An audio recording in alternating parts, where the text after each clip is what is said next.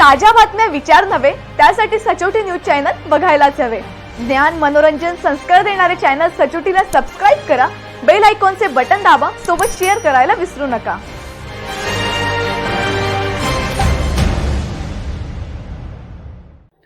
तालुक्यातील अनेक गावात वन्य प्राण्याकडून शेती पिके वनशेतीचे मोठ्या प्रमाणावर नुकसान होत आहे। देवगाव देवळी, नगाव, गडखाम, निंभोरा, कवपिंपरी परिसरातील शेती पिकांचे मोठ्या प्रमाणावर नुकसान झाले आहे। वनशेतीही तालुक्यात मोठ्या प्रमाणावर आहे, त्याचेही नुकसान झाले आहे। या शेतकरी भरडला गेला आहे। वन विभागाने या प्रकरणी तात्काळ दखल घ्यावी अशी मागणी होत आहे। देवगाव परिसरात हरिण, नीलगायचा उपद्रव मोठ्या प्रमाणावर आहे।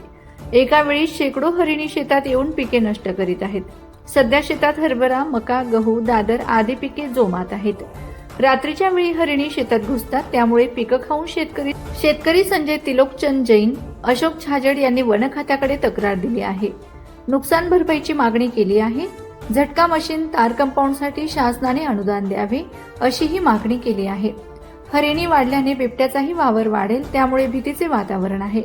आमदार अनिल दादांनी लक्ष घालावे अशी मागणी होत आहे। ताज्या बातम्या विचार नव्हे, त्यासाठी सचोटी न्यूज चॅनल बघायलाच हवे। ज्ञान मनोरंजन संस्कार देणारे चॅनल सचोटीला सबस्क्राइब करा, बेल आयकॉनचे बटन दाबा, सोबत शेअर करायला विसरू नका।